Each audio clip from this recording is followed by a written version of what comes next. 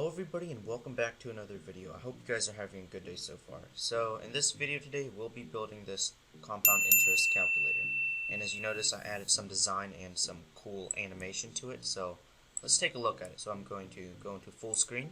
Here we have our calculator design. So formula is P times 1 plus R over N to the N times T power. So P is your principal, your initial value that you start with. 1, that's just one whole. R is your rate, which is how often. And then N is how many times you will be compounding your interest each year. So let's say I had an initial investment of $500, invested at 5%. So if you type in 5 for your rate, the JavaScript will just do whatever value passed in and then divide it by 100. So you don't have to do 0.05. or else it will convert to 0.005. So just put 5 and it'll understand that you're trying to save 5%. And how often? You can do it every 3 months, so 4 times a year. And then how long? Let's just say 2 years. And we're done. So now we just have to click calculate and our result is $552. So if I have an investment of $500 being compounded 5% every 3 months for the next 2 years, I will make a profit of $52.24.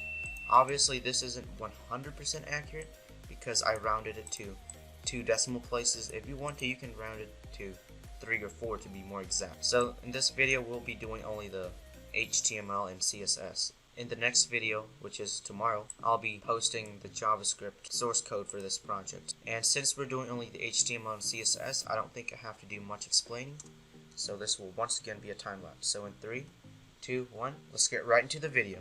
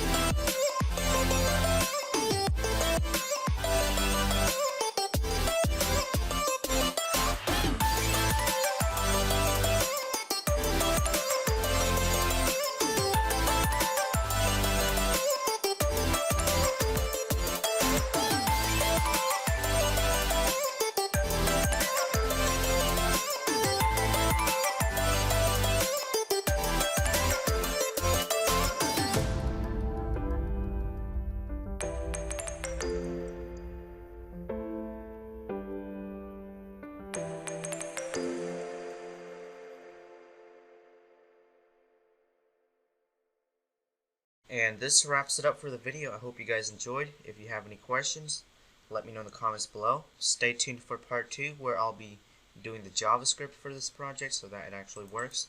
So to summarize what we've done in this video, all we've done is create the basic structure of it and created some cool design for it, as well as some animation with these 3 circles. So stay tuned for part 2. I hope you guys enjoyed, and I'll see you in the next video.